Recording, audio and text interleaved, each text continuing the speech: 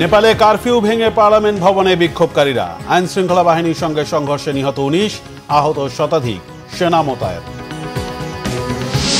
ডাকসু নির্বাচনকাল, উৎসব মুখর পরিবেশে ভোটের প্রস্তুতি, 3 স্তরের নিরাপত্তা, কেন্দ্রে কেন্দ্রে ব্যালট যাবে রাতে। স্বৈরাচার বিরোধী আন্দোলনের সহযোগীদের নিয়ে দেশ গঠনের অঙ্গীকার তারেক রহমানের, অর্থনীতি, স্বাস্থ্য, শিক্ষা খাত পুনর্গঠনে নজর দেওয়ার আহ্বান। মুক্তিযোদ্ধাদের অপমান করে মব সৃষ্টি করলে কঠোর ব্যবস্থার হুঁশিয়ারি সেনাবাহিনী, সরকারের নির্দেশনা অনুযায়ী কাজ করবে জাতীয় নির্বাচন। দেখছিলেন ক্রাউন সিমেন্ট সংবাদ শিরোনাম, এবার বিস্তারিত। জেনজির প্রতিবাদের ঢেউয়ে এবার উত্তাল দক্ষিণ এশিয়ার আরেক দেশ নেপাল। আইন শৃঙ্খলা বাহিনীর সাথে পাল্টাপাল্টি সংঘর্ষে নিহত হয়েছে অন্তত 19 জন, আহত হয়েছেন সাংবাদিক সহ শতাধিক মানুষ। কারফিউ ভেঙে পার্লামেন্ট ভবনে ঢুকে পড়েছে বিক্ষোভকারীরা। বেগতিক পরিস্থিতি নিয়ন্ত্রণে মাঠে নেমেছে সেনাবাহিনী। রাজনীতির মারপ্যাচে স্বল্প বিরতিতে সরকার বদলের নজির থাকা নেপালে এই বেগতিক পরিস্থিতির কারণ কি? শেষমেশ চীনপন্থী কেপি শর্মা ওলির সরকার টিকবে তো? বাংলাদেশের মতো পরিণতি হতে যাচ্ছে কি নেপালের? বিস্তারিত মেহরাব হোসেন খানের ডেস্ক রিপোর্টে। এ যেন এককালে মধ্যপ্রাচ্যের স্বৈরশাসকদের বুকে কাঁপন ধরানো আরব বসন্তের নয়া রূপ। শ্রীলঙ্কা আর বাংলাদেশের পর ইন্দোনেশিয়া হয়ে তরুণ তুর্কিদের বিক্ষোভের ঢেউ এবার আছড়ে পড়েছে ভারতের প্রতিবেশী নেপালে। সরকারের রক্তচক্ষু পরোয়া না করে স্লোগানে প্রকম্পিত রাজধানী কাঠমান্ডু। বিক্ষুব্ধ জেনজিরা বুক চিতিয়ে দাঁড়াচ্ছেন, প্রতিরোধ গড়ছেন। বুলেটের আঘাতে ঝরছে রক্ত, যেন বুকের রক্তে লেখা হচ্ছে মুক্তির সনদ।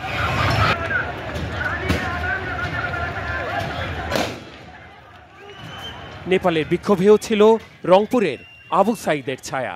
তার প্রতিবাদের ভাষা অনুসরণকারী যুবক মনে করিয়ে দিলেন, দেশের জন্য জীবন দেয়া আবু সাইদরা মরে না, ফিরে আসে ভিন্ন কোনো রূপে। চীনপন্থী ওলির সরকারের বিরুদ্ধে বেশ কিছুদিন ধরে চলা প্রতিবাদ কর্মসূচি ছিল দুর্নীতি আর আর্থিক বৈষম্যের বিরুদ্ধে। ছাইচাপা ক্ষোভের আগুন দাউ দাউ করে জ্বালানোর কাজটি করে সরকারি এক পদক্ষেপ। সমালোচনার কণ্ঠরোধে সামাজিক মাধ্যমে নিষেধাজ্ঞা এলে প্রতিবাদের বিস্ফোরণ হয়। গত 28 আগস্ট সরকারি ঘোষণায় সামাজিক মাধ্যমগুলোকে 7 দিনের মধ্যে নিবন্ধনের আলটিমেটাম দেওয়া হয়। এই নির্দেশনায় সাড়া না পড়ায় 4 আগস্ট বন্ধ করা হয় 26টি সামাজিক মাধ্যম। বিক্ষোভ নিয়ন্ত্রণে কিছু কিছু এলাকায় সরকারি হস্তক্ষেপে বন্ধ হয় ইন্টারনেট সেবা। জেনজির প্রতিবাদী কর্মসূচিতে সোমবার আইন শৃঙ্খলা বাহিনী শক্তি প্রয়োগ করলে রাজধানী কাঠমান্ডুর পরিস্থিতি নিয়ন্ত্রণের বাইরে চলে যায়। সবচেয়ে ভয়ানক পরিস্থিতি তৈরি হয় বানেশ্বর এলাকায়। বেলা 12টা থেকে রাত 10টা পর্যন্ত 10 ঘন্টার কারফিউ শুরু হলেও তা অমান্য করেই রাজপথে অবস্থান নিয়ে সরকার বিরোধী স্লোগান জারি রাখেন বিক্ষুব্ধরা। নিরাপত্তা ব্যারিকেড ভেঙে পার্লামেন্ট ভবনে ঢুকে পড়েন আন্দোলনকারীরা। জলকামান আর টিয়ার গ্যাস ছুঁড়েও বিক্ষুব্ধদের ঠেকাতে না পেরে প্রায় কোণঠাসা হয়ে পড়া আইন শৃঙ্খলা বাহিনী গুলি চালালে হতাহতের সংখ্যা বিকাল 4টার মধ্যে 100 ছাড়িয়ে যায়। প্রধানমন্ত্রী ওলির বাসভবন লক্ষ্য করেও পাথর ছুঁড়েছেন আন্দোলনকারীরা। কমিউনিস্ট পার্টি অব নেপালের কেপি শর্মা ওলি 2024 সালের 15 জুলাই তৃতীয়বারের মতো প্রধানমন্ত্রী হিসেবে শপথের আগে 17 বছরে 12 বার সরকার বদল হয়েছে নেপালে। মেহরাব হোসেন খান, বাংলা ভিশন। বহুল প্রতীক্ষিত ডাকসু ও হল সংসদ নির্বাচনের জন্য প্রস্তুত ঢাকা বিশ্ববিদ্যালয়। নির্বাচন উৎসব মুখর ও নির্বিঘ্ন করতে ব্যাপক প্রস্তুতি নিয়েছে কমিশন। ক্লোজ সার্কিট ক্যামেরায় 8টি কেন্দ্র মনিটরিং এর পাশাপাশি থাকছে 3 স্তরের নিরাপত্তা ব্যবস্থা। বিএনসিসি, রোভার স্কাউট, পুলিশের পাশাপাশি রিজার্ভ ফোর্স হিসেবে থাকবে বিজিবি। রাতের মধ্যে কেন্দ্রগুলোতে পাঠানো হবে ব্যালট বাক্স। সৈয়দ আব্দুল মুহিতের রিপোর্ট। ডাকসু নির্বাচন কমিশনের সিদ্ধান্ত অনুযায়ী রবিবার রাত 10টাতেই নির্বাচনী প্রচারণা শেষ হয়। নির্বাচনের জন্য ভোট কেন্দ্রগুলো প্রস্তুতের পাশাপাশি সাজানো হয়েছে বুথগুলো। ব্যালট পেপার এনে নির্বাচন কমিশনের কার্যালয় সিনেট ভবনে রাখা হয়েছে। 28টি পদের বিপরীতে প্রার্থী 471 জন, ভোটার প্রায় 40,000। নির্বিঘ্নে ভোটদান নিশ্চিত করতে ব্যাপক প্রস্তুতি নিয়েছে নির্বাচন কমিশন। কোনো ধরনের নিরাপত্তার সংখ্যা দেখছেন না ডাকসুর chief returning officer doctor Mohammad Jasimuddin. আর প্রক্টর সাইফুদ্দিন আহমেদ জানান, পুলিশের পাশাপাশি রিজার্ভ ফোর্স হিসেবে থাকবে বিজিবি। পুলিশ চেক করলে তারা হয়তো একটু অসহিষ্ণু বা অস্বস্তি বোধ করতে পারেন, সেজন্য আমাদের শিক্ষার্থীরা থাকবেন, শিক্ষকরা থাকবেন, বিএসসি থাকবেন। আমাদের ভোট কেন্দ্রের বাইরে আমাদের শিক্ষকরা থাকবেন, যাতে করে ওখানে যদি কোনো জটলা হয় সেটা আমাদের শিক্ষকরাই খুব ভালোভাবে এটা ম্যানেজ করতে পারবে। আমরা আশা করতেছি কোনো ছাত্রছাত্রী রেসিডেন্স নন রেসিডেন্স কেউ এসে লাইনে দাঁড়িয়ে থাকতে হবে না, তারা নির্বিঘ্নে এসে ভোট দিয়ে চলে যেতে পারবে। 7:30টায় আপনারা ভোট কেন্দ্রে থাকবেন, আপনাদের সামনে ব্যালট বাক্সগুলো ওপেন করা হবে এবং আপনাদের সামনে সিল করা হবে। নির্বাচন উপলক্ষে মঙ্গলবার ঢাকা বিশ্ববিদ্যালয়ের ক্লাস পরীক্ষা বন্ধ থাকবে। অনুমোদিত ব্যক্তি ছাড়া বুধবার ভোর 6টা পর্যন্ত ক্যাম্পাসে প্রবেশ সীমিত করা হয়েছে। এদিকে ভোটের আগের দিন মধুর ক্যান্টিনে ব্রিফিং করেছে ছাত্রদল সমর্থিত প্যানেল। অনলাইনে একটি মহল অপপ্রচার চালাচ্ছে বলে অভিযোগ তাদের। প্রিয় ঢাকা বিশ্ববিদ্যালয়ের শিক্ষার্থীবৃন্দ, ঝড় থাকুক, বৃষ্টি থাকুক, যত প্রতিকূল আবহাওয়া কিংবা পরিস্থিতি থাকুক, আগামীকাল সকল অপপ্রচারকারীদের জবাব আপনাদের ব্যালটের মধ্য দিয়ে দিতে হবে। এদিকে নির্বাচন উপলক্ষে ভিডিও বার্তা দিয়েছেন উপাচার্য ডক্টর নিয়াজ আহমেদ খান। শিক্ষার্থীদের যে ব্যাপক আগ্রহ এবং চাহিদা, তাকে ভিত্তি হিসেবে নিয়েছি। সারা দেশের যে শুভকামনা আমাদের প্রতি, সেটিকে আমরা পাথেয় করেছি এবং এই বড় ঘটনাটিতে আমরা সবাই মিলে অংশ নিয়ে তাকে অর্থবহ করব এবং ডাকসু নির্বাচনের মাধ্যমে আমরা ইনশাআল্লাহ একটি ভালো উদাহরণ ঢাকা বিশ্ববিদ্যালয়ের জন্য এবং সমগ্র জাতির জন্য তৈরি করতে পারব। সবার সহযোগিতা চাই। সৈয়দ আব্দুল মুহিত, বাংলা ভিশন, ঢাকা। দর্শক, ঢাকা বিশ্ববিদ্যালয় ক্যাম্পাসে আছেন আমাদের সিনিয়র রিপোর্টার ওবায়দুল্লাহ মামুন। সরাসরি যুক্ত হচ্ছি তার সঙ্গে। মামুন, ডাকসু নির্বাচনের সর্বশেষ প্রস্তুতি সম্পর্কে আমাদের জানান। ক্যাম্পাসের পরিস্থিতি কেমন দেখছেন এখন আপনি? ব্যবসা গরমে ঢাকা বিশ্ববিদ্যালয় বইছে নির্বাচনী আমেজ। রাত পোহালেই ঢাকা বিশ্ববিদ্যালয় কেন্দ্রীয় ছাত্র সংসদ ডাকসুর নির্বাচন, এবং সেই নির্বাচনকে কেন্দ্র করে কিন্তু এই মুহূর্তে ঢাকা বিশ্ববিদ্যালয়ে নির্বাচনী যে আমেজ সেটি কিন্তু বিরাজ করছে। নির্বাচনী প্রচারণা বন্ধ থাকলেও শিক্ষার্থীদের আনাগোনা, শিক্ষার্থীদের দলবদ্ধভাবে বসে আলাপ আলোচনা করা, সবার মুখে কিন্তু একটি বিষয়, রাত পোহালে ডাকসুর নির্বাচন, কে হবেন ডাকসুর পরবর্তী ভিপি এবং জিএস, এটি কিন্তু আসলে ক্যাম্পাসের মূল আলোচনার বিষয়।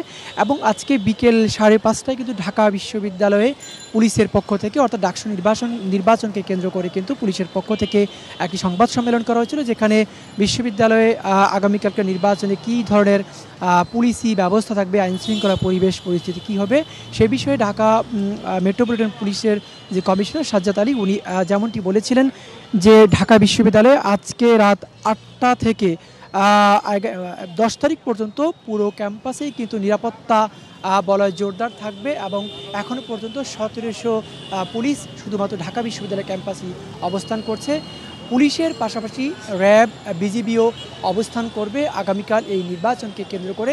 এবং আরেকটি বিষয় গুরুত্ব দিয়ে বলেছেন যে কোনো ধরনের লাইসেন্সধারী অস্ত্র যাদের রয়েছে তারাও কিন্তু ঢাকা বিশ্ববিদ্যালয়ে আজকে রাত 8টা থেকে 11 তারিখ পর্যন্ত ঢাকা বিশ্ববিদ্যালয় ক্যাম্পাসের ভেতরে অবস্থান করতে পারবেন না, বা ঢাকা বিশ্ববিদ্যালয়ের এরিয়াতে এই লাইসেন্সধারী অস্ত্র যাদের আছে তারা কিন্তু ক্যাম্পাসে প্রবেশ করতে পারবে না। এই বিষয়টি কিন্তু পুলিশের পক্ষ থেকে গুরুত্ব দিয়ে বলেছেন।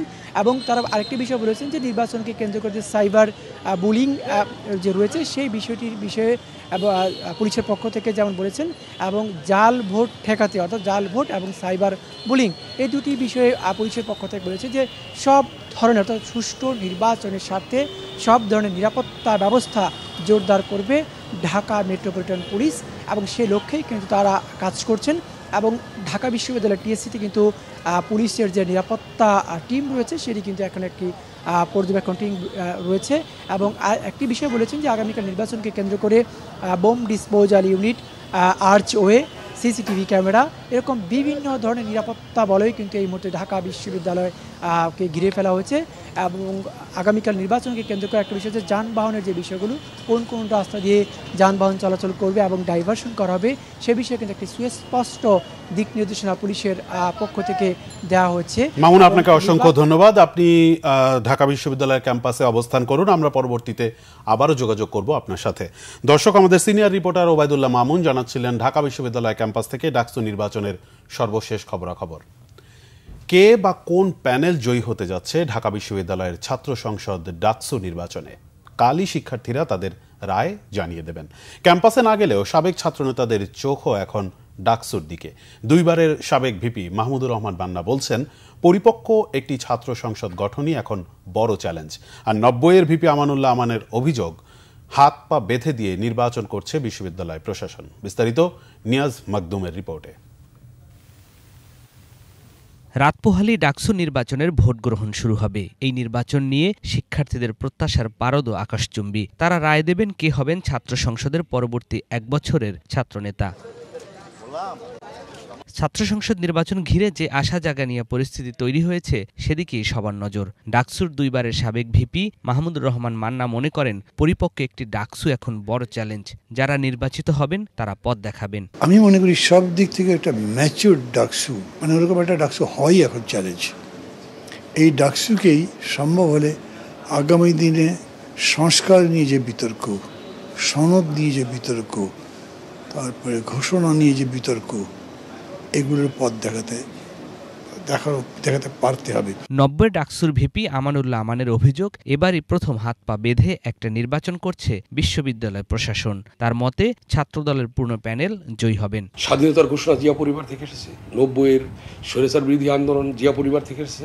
ঠিক তারেক রহমানের এই আপোষের নেতৃত্বে ঢাকা বিশ্ববিদ্যালয়ের ছাত্র সমাজ আজকে ৯০-এর মতো আরেকটি দৃষ্টান্ত সৃষ্টি করবে। যারা ডাকসুর সাবেক ভিপি তাদের হাত পা বেঁধে রেখেছে, হাত পা বেঁধে যদি সাঁতরাতে বলে কতটুকুন সাঁতরানো যায়। প্রচার প্রচারণার ক্ষেত্রে ডাকসুর প্রার্থীরা প্রতিপক্ষের প্রতি যে সহনশীলতা ও সৌজন্যবোধ দেখিয়েছেন তার প্রশংসা করেছেন দুই ভিপি। বলেন, সংঘাত না হলেও নৈতিক মানদণ্ডহীন অনলাইন যুদ্ধ বন্ধ করা উচিত। অনলাইন একটা ব্যাটল স্টার্ট হয়েছে, যেটা কোনো ইথিক্যাল মোরাল কোনো স্ট্যান্ডার্ড সেট করতে পারছেন আপনি, এটার কোনো ইম্পেডিমেন্ট বা বাধাও তৈরি করতে পারছেন না।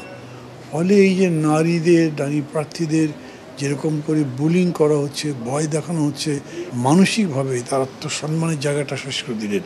পরেরটাও তো কম খারাপ না। নিজেদের মধ্যে সৌহার্দ্যপূর্ণ যে আচার আচরণ, কথাবার্তা, মেলামেশা, এটা ছিল, এখনো আছে এবং সেটা থাকবে। ডাকসুর সাবেক নেতারা বলেন, মূল দলের এখন দায়িত্ব পড়েছে তাদের ছাত্র সংগঠনের যারাই এই ধরনের সাইবার বুলিং সহ নীতিহীন কাজে যুক্ত হবে তাদের থামিয়ে দেয়া।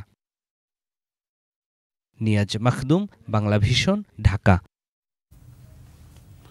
স্বৈরাচার হটানো আন্দোলনের সহযোগীদের সাথে নিয়ে নতুন বাংলাদেশ বিনির্মাণে কাজ করার কথা জানিয়েছেন বিএনপির ভারপ্রাপ্ত চেয়ারম্যান তারেক রহমান। বলেছেন, এখন সময় স্বৈরাচারের ধ্বংস করে যাওয়া অর্থনীতি, স্বাস্থ্য ও শিক্ষা ব্যবস্থা পুনর্গঠনে মনোযোগী হওয়ার। মুহিবুল্লাহ মুহিবের রিপোর্টে বিস্তারিত। ঠাকুরগাঁও জেলা সম্মেলনে যুক্তরাজ্য থেকে ভার্চুয়ালি যুক্ত হন বিএনপির ভারপ্রাপ্ত চেয়ারম্যান তারেক রহমান। এ সময় তিনি বলেন, দলে গণতান্ত্রিক চর্চা বাড়াতে তৃণমূলের প্রত্যক্ষ ভোটে নেতা নির্বাচন করা জরুরি, আর এটিই হবে দলের ভিত্তি মজবুত করার একমাত্র প্রক্রিয়া। বেশ কিছু রাজনৈতিক দলগুলো কতগুলো বক্তব্য তারা উপস্থাপন করছেন, বক্তব্য আমরা দিতেই পারি। প্রত্যেকটি রাজনৈতিক দলের গণতান্ত্রিক ব্যবস্থায় তাদের বক্তব্য দেবার অধিকার অবশ্যই তাদের আছে। কিন্তু প্রিয় সহকর্মীবৃন্দ, আমরা যদি বক্তব্য উপস্থাপন করতে গিয়ে দেশে যদি এমন একটি পরিস্থিতি তৈরি হয় যে পরিস্থিতিতে কোনো অরাজকতা তৈরি হবার সম্ভাবনা থাকতে পারে, যে পরিস্থিতিতে দেশে পলাতক স্বৈরাচার আবার ফিরে আসার পরিস্থিতি তৈরি হতে পারে, তাহলে সেটি দেশ, দেশের জনগণ এবং দেশের গণতান্ত্রিক ব্যবস্থার জন্য অবশ্যই সেটি কোনোরূপেই ভালো হবে না। ফেসিবাদের আমলে বিরোধী দলের নেতাকর্মীদের উপর অত্যাচার, জুলুম, মামলা, গুম খুনের চিত্র তুলে ধরেন তারেক রহমান। বলেন, আওয়ামী লীগ সরকারের আমলে ৩ কোটি নতুন ভোটার হলেও তারা কেউই ভোট দিতে পারেননি। আমরা যে চিত্রগুলো বিগত কয়েক বছর, বিগত এক যুগেরও বেশি সময় ধরে দেখেছি, মানুষের কথা বলার অধিকার, মানুষের ভোট দেওয়ার অধিকার, জবাবদিহিতা, যে কোনো বিষয়, সব ব্যবস্থাগুলোকে ধ্বংস করে দেওয়া হয়েছিল। এবং দেশে যেহেতু কোনো জবাবদিহিমূলক ব্যবস্থা ছিল না, দেশে যেহেতু জনগণের কথা বলার অধিকার ছিল, দেশে যেহেতু জনগণের মতামত দেবার অধিকার ছিল না যে কিভাবে দেশ পরিচালিত হবে, যেহেতু কোনো প্রকার জবাবদিহিতা ছিল না, জবাবদিহিতার সকল ব্যবস্থাকে ধ্বংস করে দেওয়া হয়েছিল। ধ্বংসপ্রাপ্ত দেশের অর্থনীতি, শিক্ষা ও স্বাস্থ্য ব্যবস্থার পুনর্গঠনের পাশাপাশি নতুন প্রজন্মের ভোটারদের প্রত্যাশা পূরণে বিএনপি আগামীতে কাজ করবে বলেও জানান তারেক রহমান। মুহিবুল্লাহ মুহিব, বাংলা ভিশন, ঢাকা। 2 বছর বিএনপি মহাসচিব মির্জা ফখরুল ইসলাম আলমগীর বলেছেন, দীর্ঘ লড়াইয়ের পর জনগণের বিজয় এসেছে। এখন জনগণের কল্যাণে কাজ করতে সবার প্রতি নির্দেশনা দেন তিনি। বলেন, অবাধ সুষ্ঠু নির্বাচনের মাধ্যমে জনগণের আকাঙ্ক্ষা বাস্তবায়িত হবে। ঠাকুরগাঁও জেলা বিএনপি সম্মেলনে এসব কথা বলেন মির্জা ফখরুল ইসলাম আলমগীর। আমরা আমাদের লড়াই করেছি, সব সমস্যায় সামনে থেকে লড়াই করার চেষ্টা করেছি। যারা আছেন প্রত্যেকেই আমাদের নেতৃবৃন্দ, কেন্দ্রীয় নেতৃবৃন্দ, তারা 15 বছর শুধু না, দীর্ঘকাল ধরে গণতন্ত্রের জন্য সংগ্রাম করা মানুষ। আজকে আপনারা যারা আছেন, আপনারা সবাই সেই সংগ্রাম লড়াই করেছেন। এই সংগ্রাম ও লড়াইকে সত্যিকার অর্থেই বাংলাদেশের কল্যাণে, বাংলাদেশের জনগণের কল্যাণে কাজে লাগানোর জন্য আমরা রাজনৈতিক দল বিএনপিকে শক্তিশালী করি। মব সহিংসতা দমনে সেনাবাহিনী কাজ করছে। মুক্তিযোদ্ধাদের অপমান করে মব সৃষ্টি করলে কঠোর ব্যবস্থা নেওয়া হবে বলে জানিয়েছে সেনাবাহিনী। সেনা সদরে নিয়মিত ব্রিফিংয়ে আরও জানানো হয়, জাতীয় নির্বাচনে সেনাবাহিনী কমিশন ও সরকারের নির্দেশনা অনুযায়ী কাজ করবে, তবে এখনও তারা কোনো নির্দেশনা পায়নি। রিপোর্ট ফররুক বাবুর। টাঙ্গাইলে বঙ্গবীর কাদের সিদ্দিকীর বাড়িতে হামলার ঘটনায় সমালোচনা চলছে দেশ জুড়ে। সেখানে দুষ্কৃতকারীরা মব সন্ত্রাস চালিয়েছে। গত শনিবার রাত 12টার পর 15 থেকে 20 জন হেলমেট পরা দুর্বৃত্তের হামলার সময় কাদের সিদ্দিকী বাড়িতে ঘুমিয়েছিলেন। মব সন্ত্রাসের বিরুদ্ধে সোমবার দুপুরে সেনা সদরে আয়োজিত সংবাদ সম্মেলনে এক প্রশ্নের জবাবে সেনাবাহিনীর অবস্থান আবারও স্পষ্ট করা হয়। জানানো হয়, সিভিল এইড টু পাওয়ার অনুযায়ী কোনো মবের তথ্য পেলেই সেনাবাহিনী নিয়ন্ত্রণ নেবে। সেনাবাহিনীর সামনে মব হয়েছে, সেনাবাহিনী কোনো অ্যাকশান নেয়নি, এরকম কোনো ঘটনা এখন পর্যন্ত ঘটেনি। তো আমাদের উপর আস্থা রাখেন, আমরা চেষ্টা করে যাচ্ছি, ইনশাল্লাহ সামনের দিনগুলোতে এ ধরনের ঘটনা আরও কমে আসবে। আরেক প্রশ্নের জবাবে এই সেনা কর্মকর্তা বলেন, ডাকসু নির্বাচনে বাহিনীর কোনো সংশ্লিষ্টতা নেই। এ বিষয়ে বিভ্রান্তি ছড়াচ্ছে একটি স্বার্থন্বেষী মহল। ডাকসু নির্বাচনের সাথে আমাদের কোনো সংশ্লিষ্টতা নেই, তবুও কিছু কিছু স্বার্থান্বেষী মহল আপনারা দেখেছেন বিভিন্ন গণমাধ্যমে তারা আমাদেরকে ইনফ্যাক্ট কিছু প্রোপাগান্ডা করার চেষ্টা করছে, কিন্তু এই প্রোপাগান্ডা করে আসলে খুব একটা সুবিধা করতে পারবে না। কার্যক্রম নিষিদ্ধ হওয়া আওয়ামী লীগের ঝটিকা মিছিলের বিষয়ে আইন শৃঙ্খলা বাহিনী খতিয়ে দেখছে বলেও জানানো হয় ব্রিফিংয়ে। আমাদেরকে যে ম্যাজিস্ট্রেসি পাওয়ার দেওয়া হয়েছে, এর মাধ্যমে আমরা গ্রেফতার, আটক এবং হস্তান্তর করতে পারি। কোনো জুডিশিয়ারি বা আইনি প্রক্রিয়ায় কোনো সাজা দিতে পারি না। সো এটা একটা বিষয়। এখন সকল যে স্টেক হোল্ডার আছে আইন শৃঙ্খলা বাহিনীর, সকল আইন শৃঙ্খলা বাহিনীকে সমন্বিতভাবে একত্রে কাজ করতে হবে। অলরেডি সবাই করা শুরু করেছে। সামাজিক যোগাযোগ মাধ্যমে সেনাবাহিনীকে নিয়ে অপপ্রচার হলে সরকার প্রয়োজনীয় ব্যবস্থা নেবে বলে জানিয়েছে সেনা সদর। ফররুক বাবু, বাংলা ভিশন, ঢাকা। ঢাকার শাহবাগ থানার সন্ত্রাস বিরোধী আইনের মামলায় গ্রেফতার সাবেক সচিব আবু আলম মোহাম্মদ শহীদ খানকে কারাগারে পাঠানোর আদেশ দিয়েছে আদালত। বিকেলে ঢাকার মেট্রোপলিটন ম্যাজিস্ট্রেট সাইফুজ্জামানের আদালত শুনানি শেষে এ আদেশ দেন। বেলা 2:30টার দিকে তাকে ঢাকার চিফ মেট্রোপলিটন ম্যাজিস্ট্রেট আদালতে হাজির করা হয়। এ সময় তাকে সিএমএম আদালতের হাজতখানায় রাখা হয়। মামলার তদন্তের অংশ হিসেবে আবু আলম মোহাম্মদ শহীদ খানকে কারাগারে আটক রাখার আবেদন করেন শাহবাগ থানার উপপরিদর্শক মোহাম্মদ তৌফিক হাসান। শুনানি শেষে তাকে কারাগারে পাঠানোর নির্দেশ দেয় আদালত। সাবেক সচিব আবু আলম মোহাম্মদ শহীদ খানকে রবিবার রাতে শাহবাগ থানার মামলায় গ্রেফতার করে পুলিশ। সাবেক সচিব যারা আবু আলম শহীদ খানকে গত রাত 2:30 ঘটিকার সময় রাজধানীর ইস্কাটন এলাকা থেকে গ্রেফতার করা হয়। এর বাইরেও আপনারা জানেন কার্যক্রম নিষিদ্ধ সংগঠন এবং নিষিদ্ধ সংগঠন এর বেশ কিছু নেতাকর্মী তারা নানাভাবে সংগঠিত হয়ে রাজধানীতে ঝটিকা মিছিল আয়োজন করার মাধ্যমে জনজীবনে আতঙ্ক সৃষ্টি করার প্রয়াসে লিপ্ত ছিল।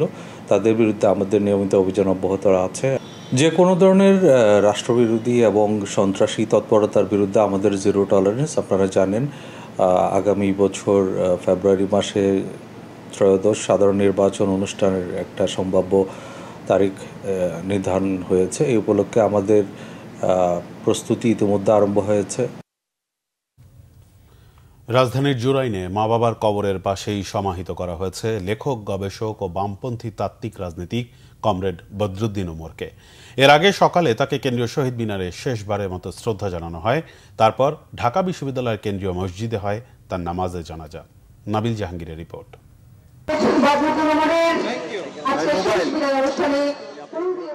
বিপ্লবের লাল পতাকায় মোড়ানো কফিনে শেষবারের মতো শহীদ মিনারে কমরেড বদরুদ্দিন উমর। প্রথিতযশা এই বুদ্ধিজীবীর চিরবিদায়ে স্তব্ধ তার দীর্ঘদিনের সহকর্মী এবং রাজনৈতিক সহযোদ্ধারা। যত সীমাবদ্ধতাই থাকুক সবকিছু অতিক্রম করে তার এই আত্মোৎসর্গকৃত নিবেদিত জীবন, এই জীবন থেকে আজকের প্রজন্ম শিক্ষা নিতে পারে। আমাদের মুক্তির যে সংগ্রাম অব্যাহত আছে সেই সংগ্রামে বদরুদ্দিন উমর থাকবেন। শোষকের বিরুদ্ধে শোষিতের লড়াইয়ে, স্বৈরাচারের বিরুদ্ধে জনতার লড়াইয়ে উনি সবসময় শোষিতের পক্ষে থেকেছেন, জনতার পক্ষে থেকেছেন। সমস্ত লোভ এবং লালসার বিপরীতে দাঁড়িয়ে একটা মানুষের প্রতি নিষ্ঠাবান থাকা, জনগণের বৃহত্তর স্বার্থের প্রতি, দেশের প্রতি নিষ্ঠাবান থাকা, সেই জায়গাটা বদরুদ্দিন উমর তৈরি করেছেন। সকালে বদরুদ্দিন উমরের মরদেহ শহীদ মিনারে আনা হলে শ্রদ্ধা জানাতে ছুটে আসেন অন্তর্বর্তী সরকারের কয়েকজন উপদেষ্টাও। আমি মনে করি যে উনি অনেক বড় একজন তাত্ত্বিক এবং ঐতিহাসিক হিসেবে ভূমিকা রেখেছেন। বিষয় আছে যেগুলো বামপন্থীরা ওভাবে বলেন না, কিন্তু উনি জেনেটিক্যালি মডিফাইড ক্রপের বিরুদ্ধে পর্যন্ত লিখেছেন। তা আমি সেই ক্ষেত্রে মনে করি যে আজকে আমরা একটা চিন্তাবিদকে হারালাম। আমাদের জুলাই গণ অভ্যুত্থানের যারা অগ্রনায়ক ছিলেন তাদের অনেকেই ওনার চিন্তা চেতনা দ্বারা প্রভাবিত ছিলেন বলে আমি বিশ্বাস করি। উনি সারা জীবন বাংলাদেশের জন্য প্রাসঙ্গিক থাকবেন। শ্রেণী শোষণ ও ফ্যাসিবাদের বিরুদ্ধে আপোষহীন লেখক, গবেষক এবং বামপন্থী রাজনীতিবিদ বদরুদ্দিন উমর ভবিষ্যৎ প্রজন্মের কাছে আলোর দিশারি হয়ে থাকবেন বলে বিশ্বাস তার সহযোদ্ধাদের। তিনি সাধারণভাবে আমাদের দেশের শোষক শ্রেণী, সাম্রাজ্যবাদ, আধিপত্যবাদ এইসব অশুভ শক্তির বিরুদ্ধে জনগণের সংগ্রামকে অগ্রসর করার অবস্থানে স্পষ্ট পদক্ষেপ গ্রহণ করেছেন। তার অসংখ্য লেখনী, যে লেখনীর মধ্য দিয়ে তিনি কিন্তু প্রকৃতপক্ষেই সমাজে নিপীড়িত মানুষের কথাই বলেছেন। ফ্যাসিবাদের বিরুদ্ধে তার যে লড়াই, তার যে চিন্তা, সেটা অবশ্যই বাংলাদেশের তরুণ প্রজন্ম, বাংলাদেশের মানুষকে অনুপ্রাণিত করেছে, ভবিষ্যতে করবে। বাদ জোহর ঢাকা বিশ্ববিদ্যালয়ের কেন্দ্রীয় মসজিদে নামাজে জানাজা শেষে এই কিংবদন্তিকে চিরনিদ্রার জন্য নিয়ে যাওয়া হয় রাজধানীর জুরাইনে। নাবিল জাহাঙ্গীর, বাংলা ভিশন, ঢাকা।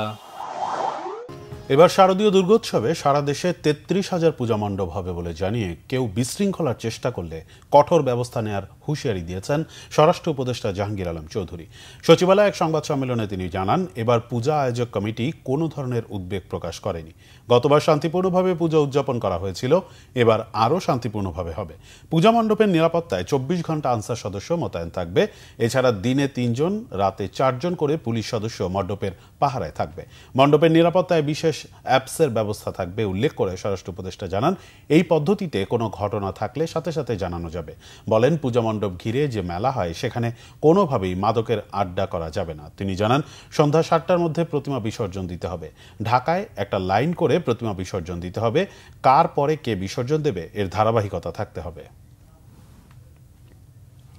অর্থ উপদেষ্টা ডক্টর সালেউদ্দিন আহমেদ জানিয়েছেন, IMF এর কাছ থেকে 1-2 বিলিয়ন মার্কিন ডলার পেতে যান বেরিয়ে যায়।